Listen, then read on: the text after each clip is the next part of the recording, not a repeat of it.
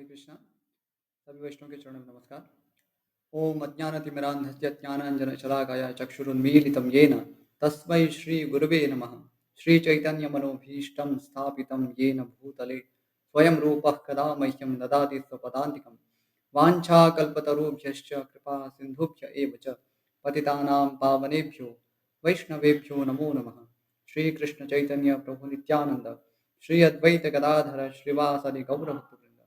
हरे कृष्णा कृष्ण कृष्ण हरे हरे, हरे राम राम राम हरे हरे। हरे कृष्णा। आज की श्रीमद् वाल्मीकि रामायण कथा में सबका स्वागत है। हम पढ़ रहे थे राजा विश्वामित्र जब महर्षि वशिष्ठ के आश्रम पर पहुंचते, वहां पर उनका बहुत ही भव्य आतिथ्य सत्कार होता है।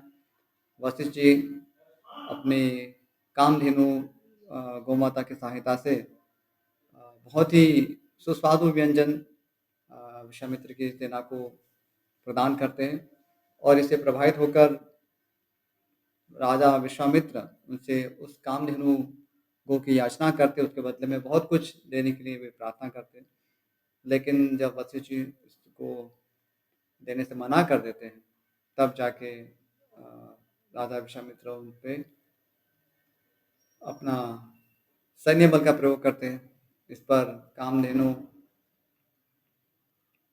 महर्षि वशिष्ठ से आज्ञा पाकर अनेक ऐसे वीरों की सृष्टि करते हैं और फिर दोनों सेनाओं के मध्य घमासान युद्ध होता है। तो अभी आगे का सर्ग पढ़ेंगे। पंच पंचाशः सर्ग, 55वां सर्ग। अपने 100 पुत्रों और सारी सेना के नष्ट हो जाने पर विश्वामित्र का तपस्या करके महादेव जी से दिव्यास्त्र पाना तथा उनका वशिष्ठ के आश्रम पर प्रयोग करना एवं वशिष्ठ जी का ब्रह्मदंड लेकर उनके सामने खड़ा होना। आगे विश्वामित्र के अस्त्रों से घायल होकर उन्हें व्याकुल हुआ देख वशिष्ठ जी ने फिर आज्ञा दी, कामधेनु अब योग बल से दूसरे सैनिकों की सृष्टि करो। क्योंकि क्या हो रहा है कि कामधेनु ने अलग अलग वीरों की सृष्टि की थी, जिसमें यवन थे, काम्बोज थे, बर्बर जाति के योद्धा थे। पर विश्वामित्र ने अपने अस्त्र बल से उनको नष्ट कर दिया था। इसलिए अभी वशिष्ठ जी कामधेनु से प्रार्थना करें कि आप और भीषण वीरों की सृष्टि करें, जिससे कि हम विश्वामित्र का हम सामना कर सकें। आगे तब उस गांव ने फिर हुंकार किया, उसके हुंकार से सूर्य के समान तेजस्वी काम्बोज उत्पन्न हुए, थन से शस्त्रधारी बर्बर प्रकट हुए। योनि देश से यवन और शकृत देश यानी गोबर के स्थान से शक उत्पन्न हुए। रोमकूपों से म्लेच्छ, हारीत और किरात प्रकट हुए। रघुनंदन उन सब वीरों ने पैदल, हाथी, घोड़े और रथ सहित विश्वामित्र की सारी सेना का तत्काल संहार कर डाला। महात्मा वशिष्ठ द्वारा अपनी सेना का संहार हुआ देख विश्वामित्र के 100 पुत्र अत्यंत क्रोध में भर गए और नाना प्रकार के अस्त्र शस्त्र लेकर जप करने वालों में श्रेष्ठ वशिष्ठ मुनि पर टूट पड़े। तब उन महर्षि ने हुंकार मात्र से उन सबको जलाकर भस्म कर डाला। महात्मा वशिष्ठ द्वारा विश्वामित्र के वे सभी पुत्र 2 ही घड़ी में घोड़े, रथ और पैदल सैनिकों सहित जलाकर भस्म कर डाले गए। अपने समस्त पुत्रों तथा सारी सेना का विनाश हुआ देख महायशस्वी विश्वामित्र लज्जित हो बड़ी चिंता में पड़े। स्वाभाविक है, एक तो सेना का संहार हुआ और उनके 100 पुत्र थे, उन सभी का ही विनाश हो गया। समुद्र के समान उनका सारा वेग शांत हो गया। जिसके दांत तोड़ लिए गए हों, उस सर्प के समान तथा राहुग्रस्त सूर्य की भांति वे तत्काल ही निस्तेज हो गए। तो संभवतः इसकी कल्पना भी करना हमारे लिए बहुत कठिन हो सकता है, लेकिन जिसके संपूर्ण सेना नष्ट हो चुकी हो और जिसके प्रिय 100 पुत्रों का उनके सामने ही वध कर दिया गया हो, तो वो कितना दारुण प्रसंग हो सकता है, एक कल्पना से भी परे है। पुत्र और सेना दोनों के मारे जाने से वे पंख कटे हुए पक्षी के समान दीन हो गए। उनका सारा बल और उत्साह नष्ट हो गया। वे मन ही मन बहुत खिन्न हो उठे। उनके एक ही पुत्र बचा था, उसको उन्होंने राजा के पद पर अभिषिक्त करके राज्य की रक्षा के लिए नियुक्त कर दिया। और क्षत्रिय धर्म के अनुसार पृथ्वी के पालन की आज्ञा देकर वे वन में चले गए। तो केवल एक पुत्र बचा था, जिसको उन्होंने राजा के पद पे घोषित कर दिया। हिमालय के पार्श्व भाग में जो किन्नरों और नागों से सेवित प्रदेश है, वहां जाकर महादेव की प्रसन्नता के लिए महान तपस्या का आश्रय ले वे तप में ही संलग्न हो गए। कुछ काल के पश्चात वरदायक देवेश्वर भगवान वृषभध्वज शिव जी ने महामुनि विश्वामित्र को दर्शन दिया और कहा, राजन, किस लिए तप करते हो? बताओ, क्या कहना चाहते हो? मैं तुम्हें वर देने के लिए आया हूँ। तुम्हें जो वर पाना अभीष्ट हो, उसे कहो।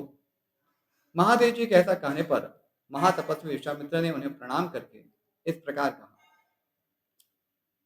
निष्पाप महादेव, यदि आप संतुष्ट हो तो अंग, उपांग, उपनिषद और रहस्यों सहित धनुर्वेद मुझे प्रदान कीजिए। अनग देवताओं, दानवों, महर्षियों, गंधर्वों, यक्षों तथा राक्षसों के पास जो जो अस्त्र हो, वे सब आपकी कृपा से मेरे हृदय में स्फुरित हो जाए। देवदेव, यही मेरा मनोरथ है, जो मुझे प्राप्त होना चाहिए।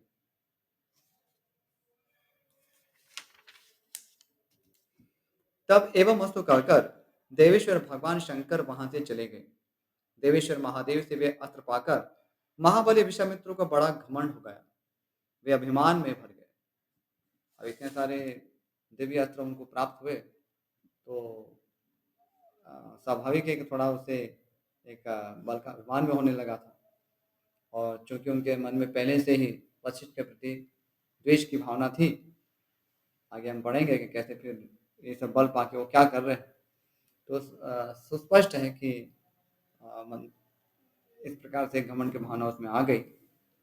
आगे, जैसे पूर्णिमा को समुद्र बढ़ने लगता है, उसी प्रकार वे पराक्रम द्वारा अपने को बहुत बड़ा चढ़ाव मानने लगे। श्री राम, उन्होंने मुनिश्रेष्ठ वशिष्ठ को उस समय मारा हुआ ही समझा।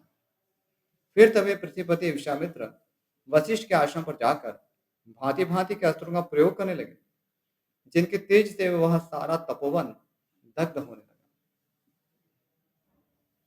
बुद्धिमान विश्वामित्र के उस बढ़ते हुए अस्त्र तेज को देखकर वहां रहने वाले सैकड़ों मुनि भयभीत हो संपूर्ण दिशाओं में भाग चले। वशिष्ठ जी के जो शिष्य थे, जो वहां के पशु और पक्षी थे, वे सहस्त्रों प्राणी भयभीत हो नाना दिशाओं की ओर भाग गए। महात्मा वशिष्ठ का वह आश्रम सूना हो गया। दो ही घड़ी में ऊसर भूमि के समान उस स्थान पर सन्नाटा छा गया। अब विश्वामित्र जी, उनका क्रोध भी एक प्रकार से देखें तो अ, उनके लिए वो असह्य ही था, क्योंकि उनकी सेना का नाश हुआ था, उनके 100 पुत्रों का निधन हुआ था। इसलिए वो बहुत ही अ, प्रकोपित थे वशिष्ठ जी पर। वस्तुतः उसमें वशिष्ठ जी का कोई दोष नहीं था, लेकिन जैसे भी स्थिति आगे बढ़ी गई, अब वो नियंत्रण के बाहर थी। और यही हमारे लिए भी शिक्षा है कि कई बार हम अनुचित कोई स्टेप उठा लेते हैं और उसके बाद फिर सामने वाले पर हम दोषारोपण करते रहते हैं, क्योंकि सामने वाला कुछ तो प्रतिक्रिया देगा ही। लेकिन वस्तुतः हम देखें तो वो क्रिया प्रतिक्रियाओं के पहले मूल में यदि हम खुद ही हैं, तो हमें इतना उसमें प्रभावित होने की आवश्यकता नहीं। इस पे शांत चित्त से सोचना चाहिए कि यदि स्थिति उत्पन्न हुई ही कैसे। अब हम कह सकते हैं कि जैसे मैं अनर्थ है तो सामने में भी अनर्थ है, तो इसलिए इसको यदि हम ऐसा समझे कि तो होना ही था, लेकिन ये उचित नहीं है, क्योंकि ऐसा कह देने मात्र से क्रिया प्रतिक्रियाएं तो बंद नहीं हो जाएगी। तो क्रिया प्रतिक्रियाएं तो यथावत ही रहेगी। तो हम अपने ज्ञान से इसमें जो कर सकते हैं, वो यह कर सकते हैं कि हम स्थिति को अपने वश में कर सकते हैं। तो वो हमारे ज्ञान की सिद्धि होगी, एक परिपक्वता होगी, एक समझदारी होगी। अन्यथा अज्ञानतावश हम ऐसे ही तर्क देते रहेंगे। अक्सर समाज में हम देखते हैं, घरों में भी चर्चा होती रहती है, इसने ऐसा किया, उसने वैसा किया, बस एंडलेस टॉक्स। जैसे खुद ने तो कुछ किया ही नहीं। कल्पना करें कि हमेशा ऐसा नहीं होता है कि मतलब सामने वाला ही गलत है और हमें कुछ किया ही नहीं। लेकिन सामान्य रूप से लोग बहुत उसमें आनंद उठाते हैं। उनको लगता है कि ये तो देखो मेरे साथ कितना अन्याय हुआ है। संपूर्ण संसार को ये जानना चाहिए कि कैसे मेरे साथ अन्याय हुआ है। और पर ये नहीं कि मैंने कैसे-कैसे अन्याय किया है, ये संसार को नहीं जानना चाहिए क्योंकि वैसा मैंने किया ही नहीं है। ऐसा हम मान बैठते हैं। लेकिन यदि थोड़ा-सा गहराई से सोचेंगे, तो हमारे कारण भी अ, यदि बहुत लोगों को नहीं लेकिन कम से कम कुछ लोगों को कष्ट हो सकता है या होता होगा, तो हमें उस पे ध्यान देना चाहिए। और पहले तो ऐसी स्थिति उत्पन्न होनी ही नहीं चाहिए लेकिन ये हो भी गई है। कई बार ऐसा होता है कि हमारा दोष नहीं लेकिन फिर भी स्थिति नियंत्रण के बाहर जा रही होती है।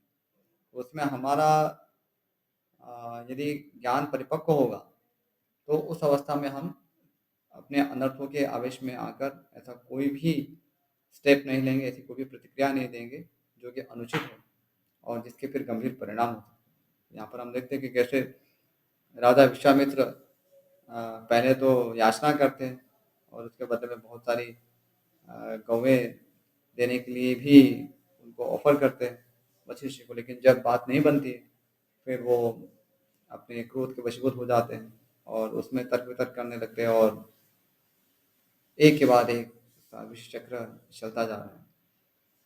तो ये सारी कथाएँ हमारे लिए प्रेरणा है कि किससे कैसे हमें सावधान रहना चाहिए। आगे वशिष्ठ बार-बार कहने लगे, डरो मत, मैं अभी इस गाधी पुत्र को नष्ट किए देता हूँ, ठीक उसी तरह जैसे सूर्य कुहासे को मिटा देता है।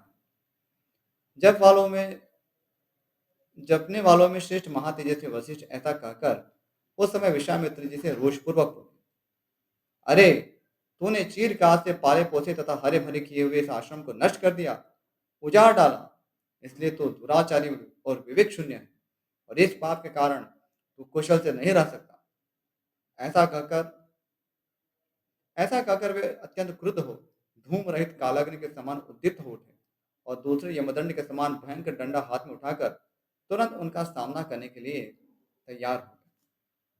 अभी आगे का सर विश्वामित्र द्वारा वशिष्ठ पर नाना प्रकार के दिव्यास्त्रों का प्रयोग और वशिष्ठ द्वारा ब्रह्मदंड से ही उनका शमन एवं विश्वामित्र का ब्राह्मणत्व की प्राप्ति के लिए तप करने का निश्चय।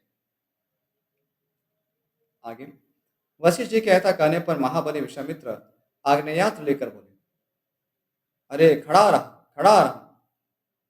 उस समय द्वितीय कालदंड के समान ब्रह्मदंड को उठाकर भगवान वशिष्ठ ने क्रोधपूर्वक इस प्रकार कहा, क्षत्रियाधम ले, यह मैं खड़ा हूं, तेरे पास जो बल हो उसे दिखा। गादीपुत्र, आज तेरे अस्त्र शस्त्रों के ज्ञान का घमंड मैं अभी धूल में मिला दूंगा। क्षत्रिय कुल कलंक, कहाँ तेरा क्षात्र बल और कहाँ महान ब्रह्म बल, मेरे दिव्य ब्रह्म बल को देख ले। गादीपुत्र विश्वामित्र का वह उत्तम एवं भयंकर आग्नेयास्त्र वशिष्ठ जी के ब्रह्मदंड से उसी प्रकार शांत हो गया जैसे पानी पड़ने से जलती हुई आग का वेग। तब गादीपुत्र विश्वामित्र ने कुपित होकर वारुण, रौद्र, ऐन्द्र, पाशुपत और ऐशिक नामक अस्त्रों का प्रयोग किया। रघुनंदन, उसके पश्चात क्रमशः मानव, मोहन, गांधर्व, स्वापन, जृंभण, मादन, संतापन, विलापन, शोषण, विदारण, सुदुच्चय वज्रास्त्र, ब्रह्मपाश, कालपाश, वारुणपाश, परम प्रिय पिनाकास्त्र, सूखी गीली दो प्रकार की अश्नि, दंडास्त्र, पैशाचास्त्र, क्रौंचास्त्र, धर्मचक्र, कालचक्र, विष्णुचक्र, वायव्यास्त्र, मंथनास्त्र, हयशिरा, दो प्रकार की शक्ति, कंकाल, मूसल, महान वैद्याधरास्त्र, दारुण कालास्त्र, भयंकर त्रिशूलास्त्र, कापालास्त्र और कंकाणास्त्र, ये सभी अस्त्र उन्होंने वशिष्ठ जी के ऊपर चलाए। कल्पना करें कि कितने अस्त्र शस्त्रों का उन्हें ज्ञान था। जपने वालों में श्रेष्ठ महर्षि वशिष्ठ पर इतने अस्त्रों का प्रहार वह एक अद्भुत सी घटना थी, परंतु ब्रह्मा के पुत्र वशिष्ठ जी ने उन सभी अस्त्रों को केवल अपने डंडे से ही नष्ट कर दिया। तो ये तो बहुत अद्भुत सी बात हुई। इतने सारे अस्त्र मतलब जिनका सामना बहुत ही करना वो तो असह्य होता है। लेकिन जैसे बातों-बातों में उसको नष्ट कर दिया और वो केवल अपने ब्रह्मदंड से। उन सब अस्त्रों के शांत हो जाने पर गाधी नंदन विश्वामित्र ने ब्रह्मास्त्र का प्रयोग किया। ब्रह्मास्त्र को उद्यत देख अग्नि आदि देवता देवर्षि, गंधर्व और बड़े-बड़े नाग भी दहल गए। ब्रह्मास्त्र के ऊपर उठते ही तीनों लोगों के प्राणी थर्रा उठे। राघव, वशिष्ठ ने अपने ब्रह्मतेज के प्रभाव से उस महाभयंकर ब्रह्मास्त्र को भी ब्रह्मदंड के द्वारा ही शांत कर दिया। तो और अद्भुत सी बात, उस ब्रह्मांड को शांत करते समय महात्मा वशिष्ठ का वह रौद्र रूप तीनों लोगों को मोह में डालने वाला और अत्यंत भयंकर जान पड़ता था। महात्मा वशिष्ठ के समस्त रोमकूपों में से किरणों की भांति धूम युक्त आग के लपटे निकलने लगे। वशिष्ठ जी के हाथ में उठा हुआ द्वितीय यमदंड के समान वह ब्रह्मदंड धूम रहित कालाग्नि के समान प्रज्वलित हो रहा था। उस समय समस्त मुनिगण मंत्र जपने वालों में श्रेष्ठ वशिष्ठ मुनि की स्तुति करते हुए बोले, ब्रह्मन, आपका बल अमोघ है। आप अपने तेज को अपनी ही शक्ति से समेट लीजिए। महाबली विश्वामित्र आपसे पराजित हो गए।